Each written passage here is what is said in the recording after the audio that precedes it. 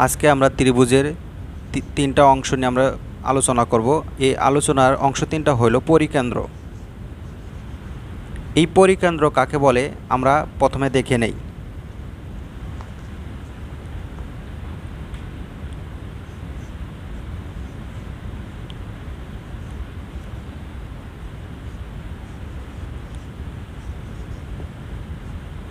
ত্রিভুজের যে কোনো পরিকেন্দ্রটা হচ্ছে ত্রিভুজের যে কোনো দুইটি বাহুর লম্ব দ্বিখণ্ডক যে বিন্দুতে মিলিত হয় তাকে পরিকেন্দ্র বলে। আমরা এই পরিকেন্দ্র কাকে বলে আমরা আগে দেখে নেই, এরপরে আমরা পরিকেন্দ্র কিভাবে অঙ্কন করতে হয় সেটা আমরা দেখব।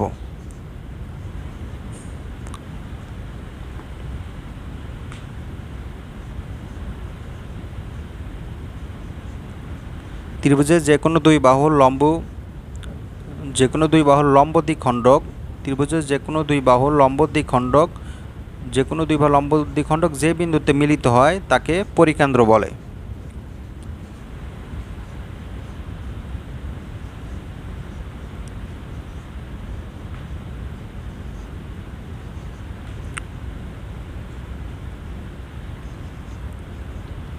এই পরিকেন্দ্র, ভরকেন্দ্র, লম্ববিন্দু এই তিনটার সম্পর্ক আছে আমাদের একটা জ্যামিতির ক্ষেত্রে। আমাদের এইগুলো অংশ আমাদের জানা দরকার শুরুতে, এই জন্য আমরা আগে এই বেসিক জিনিসগুলো আগে জেনে নেই।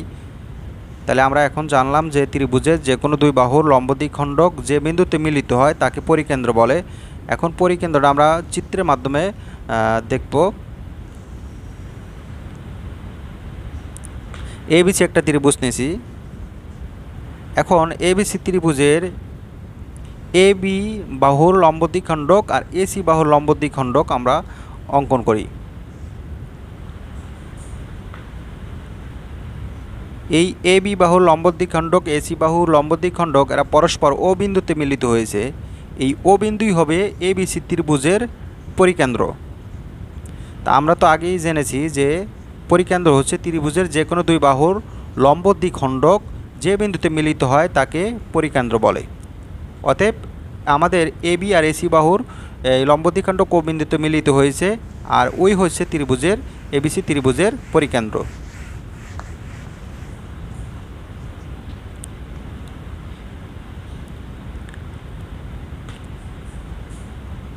এরপরে আমরা যে অংশটা শিখব ত্রিভুজের সেটা হচ্ছে ভরকেন্দ্র।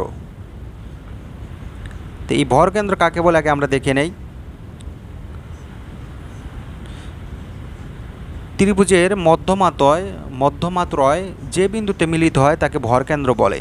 একটা ত্রিভুজের তিনটা বাহু থাকে, আর এই মধ্যমা আবার কি? মধ্যমা হচ্ছে ত্রিভুজের শীর্ষবিন্দু থেকে তার বিপরীত বাহুর মধ্যবিন্দুর সংযোগ রেখাকে মধ্যমা বলে। এই মধ্যমা ত্রিভুজের ক্ষেত্রে তিনটা মধ্যমা থাকে। এই মধ্যমাতে পরস্পর যে বিন্দুতে মিলিত হয় তাকেই ভরকেন্দ্র বলে। আর মধ্যমাটা হচ্ছে যে শীর্ষবিন্দু থেকে ত্রিভুজের বিপরীত বাহুর মধ্যবিন্দুর সংযোগ রেখাকে মধ্যমা বলে। এবং এই মধ্যমাগুলো পরস্পর যে বিন্দুতে মিলিত হয় তাকে ভরকেন্দ্র বলে। আমরা ভরকেন্দ্র চিত্রের মাধ্যমেও দেখব। তাহলে ভরকেন্দ্র হচ্ছে যে ত্রিভুজের মধ্যমাত্রয় যে বিন্দুতে মিলিত হয় তাকে ভরকেন্দ্র বলে। ত্রিভুজের তিনটা শীর্ষবিন্দু আছে, এই শীর্ষবিন্দুগুলো থেকে তার বিপরীত বাহুর উপর মধ্যবিন্দুর সংযোগ রেখাকে মধ্যমা বলে। এখন আমরা এই মধ্যমা একটা চিত্রের মাধ্যমে দেখি যে এই মধ্যমাগুলো কিভাবে মিলিত হয়ে ভরকেন্দ্র গঠন করে।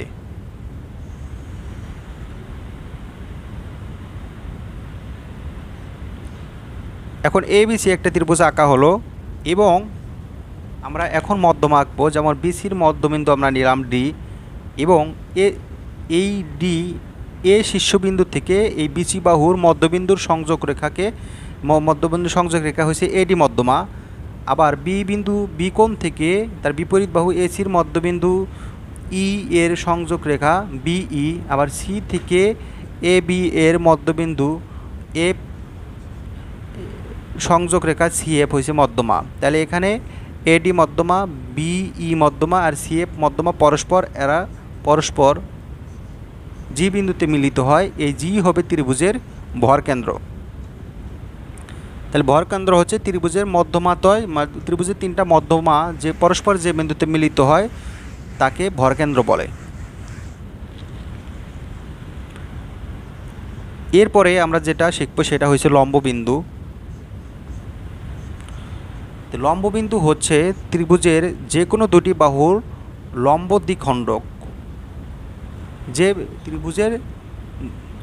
ত্রিভুজের যে কোনো দুটি বাহু বা তিনটি বাহুর লম্ব দ্বিখণ্ডক যে বিন্দুতে মিলিত হয় তাকে লম্ববিন্দু বলে। আমরা আগে প্রথমে লম্ববিন্দুটা দেখে নেই যে লম্ববিন্দুটা কাকে বলে, এটা আগে আমরা দেখি।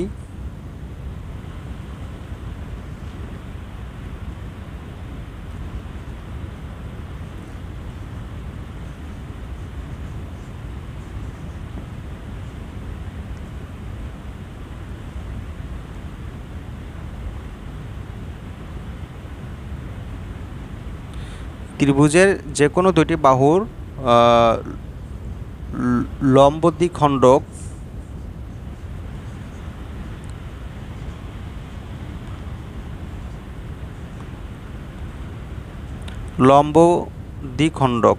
লম্ব দ্বিখণ্ডক যে বিন্দুতে মিলিত হয় বা লম্বগুলো ত্রিভুজের লম্বগুলো যে বিন্দুতে মিলিত হয় তাকে লম্ববিন্দু বলে। আমরা এই লম্ববিন্দু কাকে বলে পরে আমরা চিত্রের মাধ্যমে লম্ববিন্দুগুলো অঙ্কন করে দেখব যে আসলে লম্ববিন্দুটা কিভাবে অঙ্কন করতে হয়।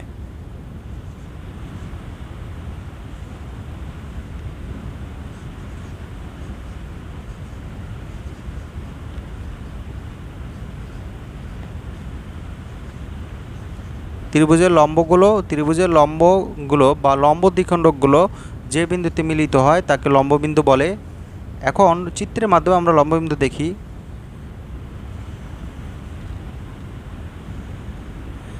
প্রথমে আমরা ABC একটা ত্রিভুজ অঙ্কন করব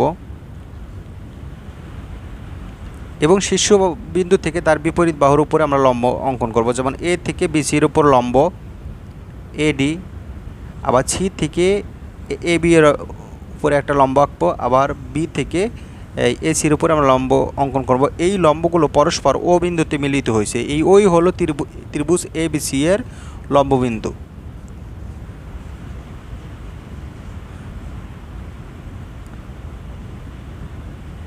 আমরা এইভাবে ত্রিভুজের তিনটা লম্ববিন্দু, পরিকেন্দ্র, ভরকেন্দ্র এইভাবে অঙ্কন করে করে আমরা শিখতে পারি।